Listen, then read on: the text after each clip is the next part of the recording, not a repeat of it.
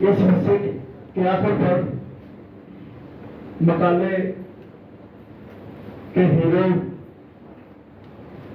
بلا تقریر بلا تمہید آپ کے میرے ہم سب کے دلبر ڈاکٹر سلیمان عبداللہ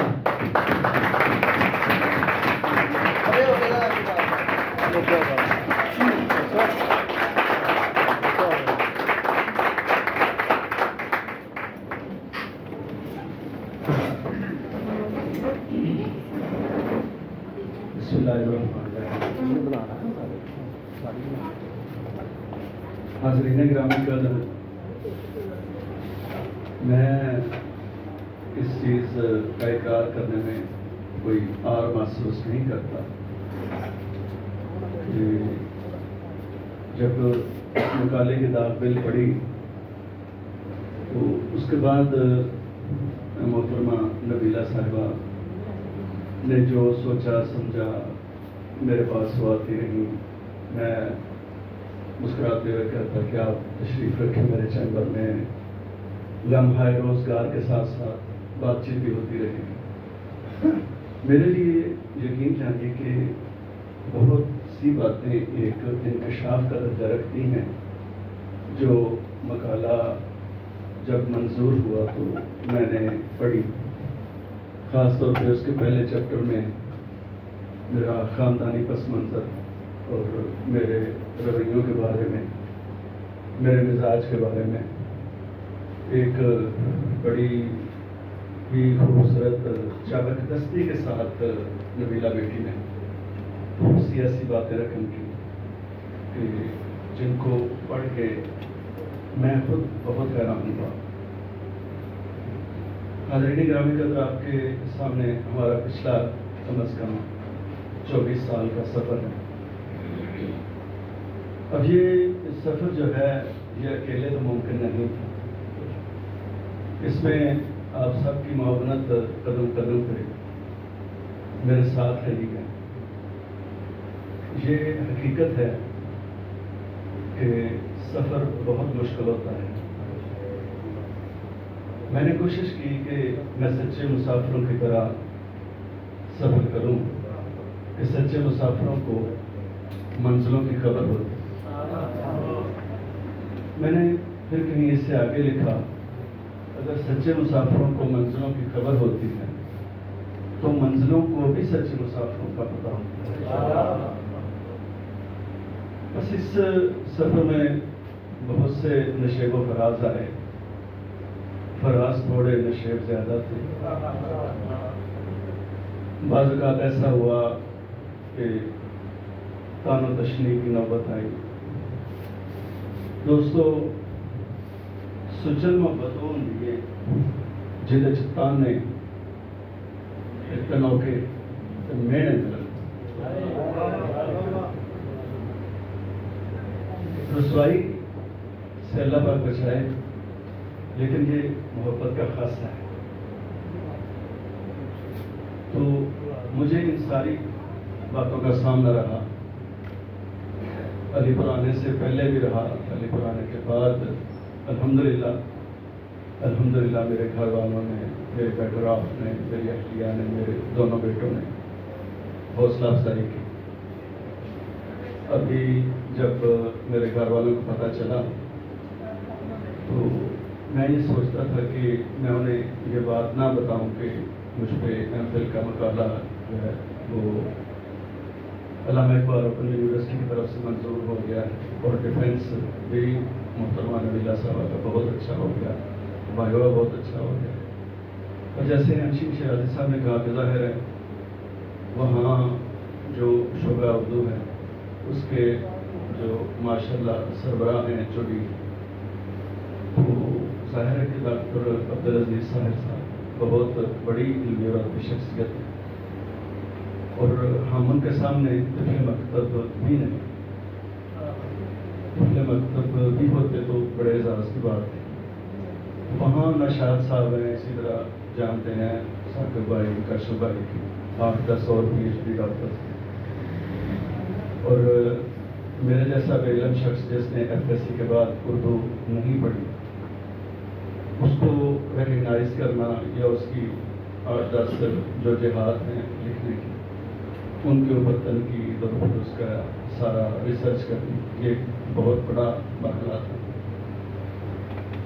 تو میں آپ سے یہ بات حقیقت عرض کر رہا ہوں کہ جب یہ سارا سلسلہ شروع ہوا تو مجھے یہ پتہ چلا کہ جو طالبہ میری ساری یہ علمی جہاد پہ عقلی جہاد پہ ریسرچ کر رہی تھی وہ پیا کے سنگ سدھار گئی۔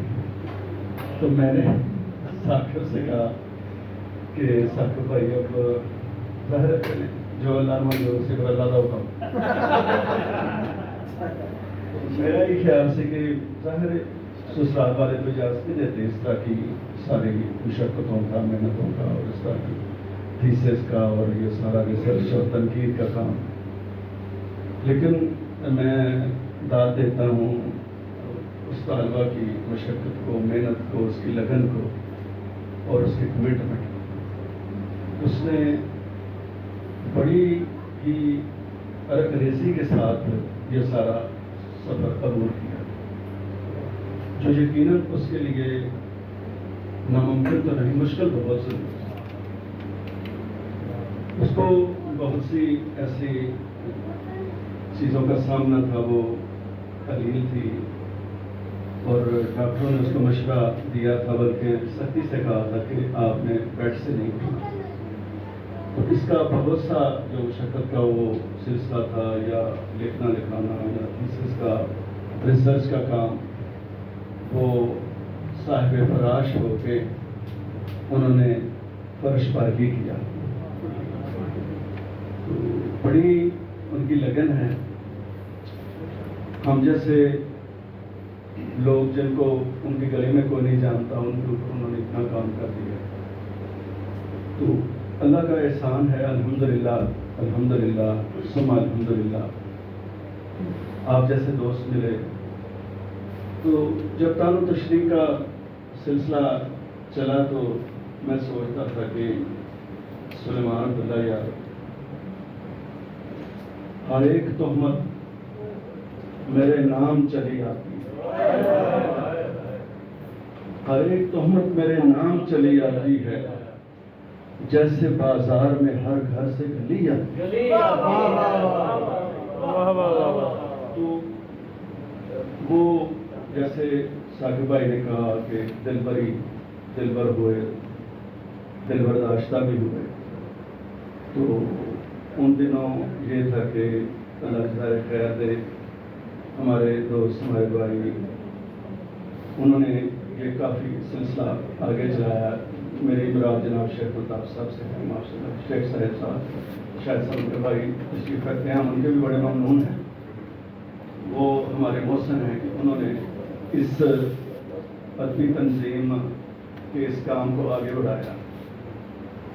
راستے میں بہت سی مشکلات آتی ہیں، کبھی مسافر تھک جاتا ہے، کبھی گرتا ہے، پھر گر کے اٹھ پڑتا ہے۔ تو مزہ تو جب ہے کہ گرتوں کو تھام لے ساتھی۔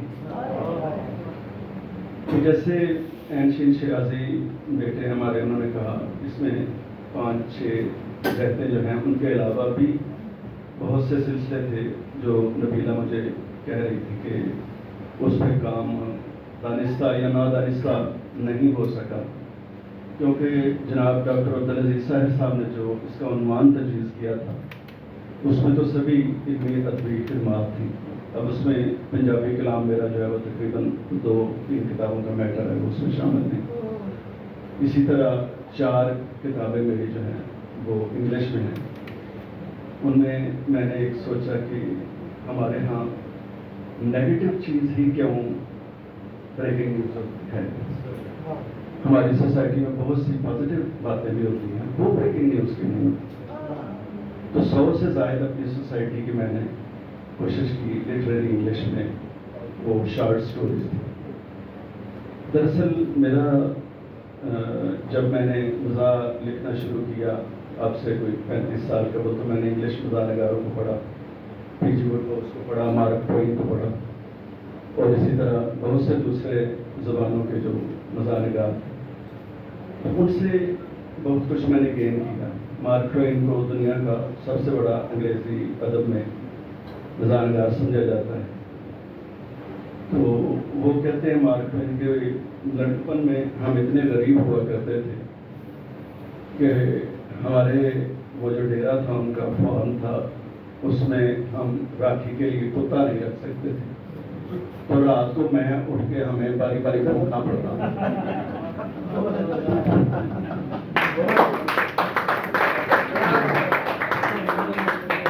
رات کے پہلے پھر میرا بھائی اٹھ کے بھونکتا, پھر میں اٹھ کے بھونکتا. تو بڑا نام پیدا کیا انہوں نے. تو جیسے آپ نے الحمدللہ میری حوصلہ افزائی کی آپ سب دوستوں نے, تو وہ شہر کے لوگوں نے اور بلکہ ملک کے لوگوں نے بڑی ان کی حوصلہ افزائی کی. تو انہوں نے کہا کہ مارک ٹوین کو بلا کے کہ ہم جو شہر کا بڑا پارک ہے اس میں آپ کا ایک مجسمہ بنانا چاہتے ہیں آپ کی علمی اور ادبی خدمات کے اعتراف میں. تو مالی مشکلات بہت تھی, غریب آدمی تھے وہ. تو انہوں نے کہا یہ سارا جو سلسلہ تھا کانٹریکٹ ہو رہا تھا, اس کے پروجیکٹ ڈائریکٹر سے پوچھا اس میں کتنا خرچ آئے گا. انہوں نے کہا کہ تم اس طرح کر کے کھڑے ہو جانا تو تمہارا یہ مجسمہ جب بن جائے گا تو یہ ہم بڑے جو ہمارا پارک ہے نیشنل اس میں افزا کریں گے اس کو. تو اس کو نصب جب کریں گے تو تم دیکھنا اس پہ کوئی $2 لاکھ خرچ ہوں گے. تو مارک ٹوین کہنے لگے یار اسی 2 لاکھ میں نے دے دو, میں تو ہو جائیں. تو اس طرح کی باتیں پڑھ کے وہ بڑا اچھا شگفتہ مزاج جو ہے وہ میں کوشش کرتا رہا کہ لکھوں. 25 سال کی عمر لکھا.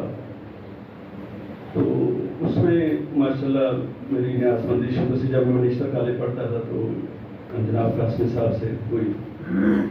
تو طلعت قاسمی صاحب نے جب میں اسٹوڈنٹ تھا اس وقت بھی بڑی علمی اور ذہنی آبیاری کی. میں ایک دفعہ ان کے پاس بیٹھا ہوا تھا تو وہ مزاح نگاری کے ساتھ ساتھ بڑی خوبصورت باتیں کیا کرتے تھے. تو مجھے کہنے لگے سلیمان یار میں نا اقبال ساجد کے نام کا لفٹ پڑھتا تھا. آپ جانتے ہیں اقبال ساجد بہت کمال کے شاعر. تو وہ مجھے اقبال ساجد کہنے لگا قاسم صاحب ایڈی لفٹ ہے نا میرے کا تو بڑی بڑی تھے.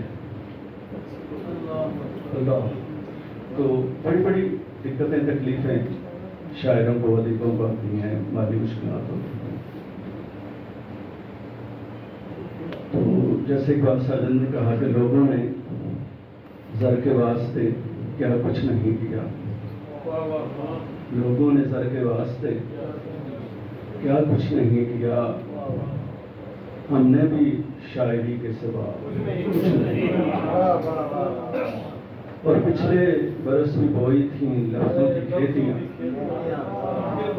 اب کے برس میں یہ ہے کہ وہ جو ہے نا پچھلے برس اور اب کے برس میں ہم نے یہی سوچا کہ کچھ سوچ لیں. تو جیسے انشین شرازی نے کہا یہ بالکل بات حقیقت ہے. اللہ نقصان سے ویسے بچائے, لیکن میں سوچتا ہوں میرا اگر کہیں 2 لاکھ گر جائے تو وہ بڑا نقصان نہیں. ذہن کی دسترس میں جو خیال آیا وہ کہیں گر گیا تو اس سے بڑا نقصان ہے. اور یہ بھی انشین شرازی کی بات صحیح ہے کہ پچھلے 40 سال میں 10 سال سے جو کچھ گزرا میں اس کا 10% سمجھ سکتا. پھر اس میں صرف 10% قلموں کے انداز کسی نے بنا سکا. میرے کچھ لوگ قارئین یقیناً اس میں سے کچھ نہ کچھ سمجھے ہوں گے, لیکن جو کچھ اللہ نے اتارا تھا وہ ایک الہامی کیفیت تھی. الحمدللہ اب وہ اگلی نسلوں کے لیے محفوظ ہو گیا ایک مقالے کی صورت میں.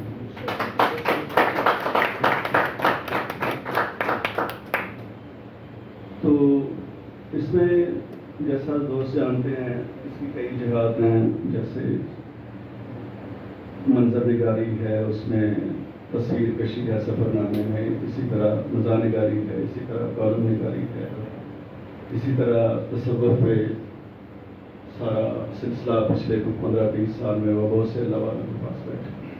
تو میں کالم لکھنے کی غرض سے جب بیرون ملک جاتا تو کبھی تاشکند گیا، 2 دن بعد مجھے اپنے دونوں بیٹے یاد آنے لگتے، پھر میں فون کرتا تو دونوں بیٹوں سے بات ہوتی. تو اسی طرح مجھے یورپ بڑا فیسینیٹ کرتا تھا، خاص طور پہ ایسٹرن یورپ. مشرقی یورپ میں گیا تو بوڈاپیسٹ ہم لینڈ کیے تو 3 راتیں وہاں بوڈاپیسٹ میں گزری. ہنگری کا ایک علاقہ ہے، یہ ہنگیرین سلطنت تھی جس میں آگے سارا چیکوسلواکیا، رومانیہ اور بہت سے علاقے آتے ہیں.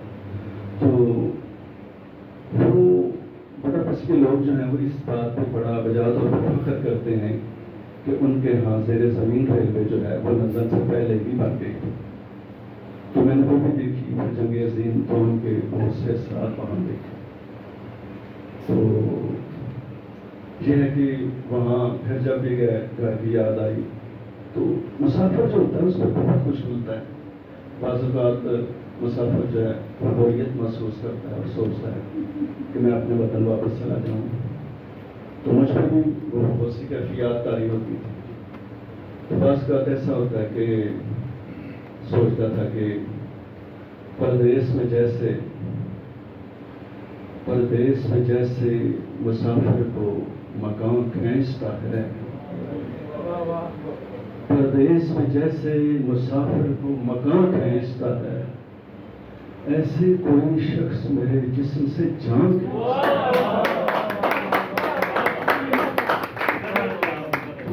جو پچھلا 40-45 سال کا قصہ ہوتا ہے، اس میں بہت سے ایسے دوست، بہت سے ایسے عزیز، بہت سے ایسے رشتے دار، بہت سے قریبی لوگ جو تھے وہ ملے بھی، جدا بھی ہوئے. کچھ لوگ ہم کو جان سے بڑھ کر عزیز تھے، اب دل سے محب نام بھی اکثر کے ہو گئے. حاضرین گرامی قدر، لوگوں نے صرف جدائی کا نام سنا، اساں جدائی نو ہمارے اور بہت مشکل ہے. ایک پل پلسرات ہوتا ہے، اور اس ایک پل سے پلسرات کی طرح گزرنا بڑے مشکل. میں آپ سب حضرات کا ممنون ہوں. ماشاءاللہ عزیزم، میرا بیٹا، میرا ہمراز، میرا غمخوار، میرا دوست، میرا بچہ، میرا پھول قمر ریاض بڑی ہی مشکل اور تکلیف سے گزر کے ایک نئی زندگی میں آیا ہے. اللہ سے صحت دے، تندرستی دے. ہماری کوشش تھی کہ وہ آ جائے. میرا پیارا بچہ ہے تو اس تکلیف کو اور پرسکون طریقے سے منائیں گے، دوستوں کو بلائیں گے، آپ کو پھر ایک دفعہ بلائیں گے. آپ کی محبتیں آج ہی اتنی ہیں مجھ سے سمیٹی نہیں جا رہی، کچھ اور آپ کی محبتوں کو سمیٹیں گے. انشاءاللہ موسم کی شدت ختم ہوگی، ستمبر میں میرا پیارا بیٹا آئے گا تو ہم کوشش کریں گے اس سے کہیں اچھی، اس سے کہیں خوبصورت تقریب جس میں آپ جیسے پیارے لوگ آئیں گے تو ان کی باتیں سنیں گے. میں یہ حقیقت ہے کہ آپ سب حضرات کا شکریہ جیسے بوڑھے لفظ کو استعمال کر کے آپ کے دل کو ٹھیس پہنچانا چاہتا ہوں. یہ بالکل صحیح کہا کاشف بیٹے نے. میرا پیارا بیٹا ہے، میرے کلاس والوں کا بیٹا ہے، میرا ہی بیٹا ہے.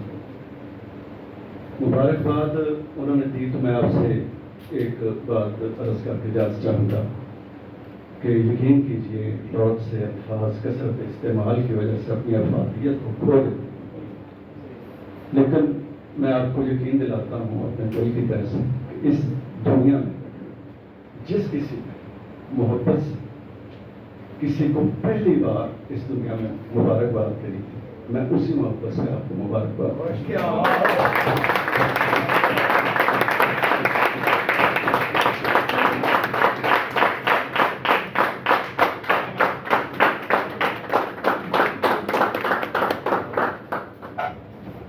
ڈاکٹر احسان ڈار صاحب اپنے کسی مخصوص انداز میں خراج تحسین پیش کرنا چاہ رہے ہیں. تشریف آئیے جی.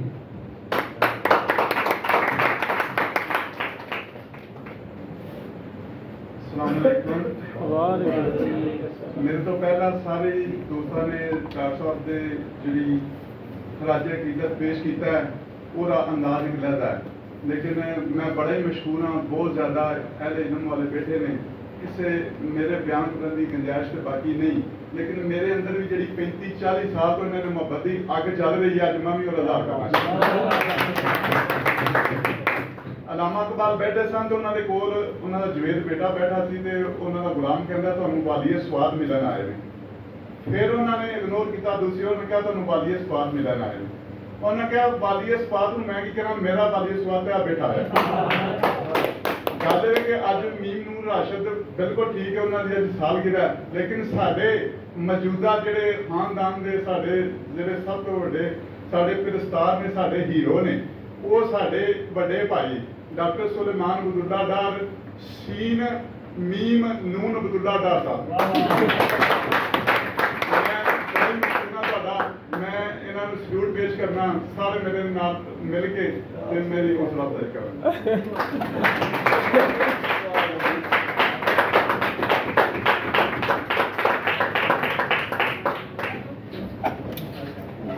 क्या बात है, क्या बात है, क्या बात है।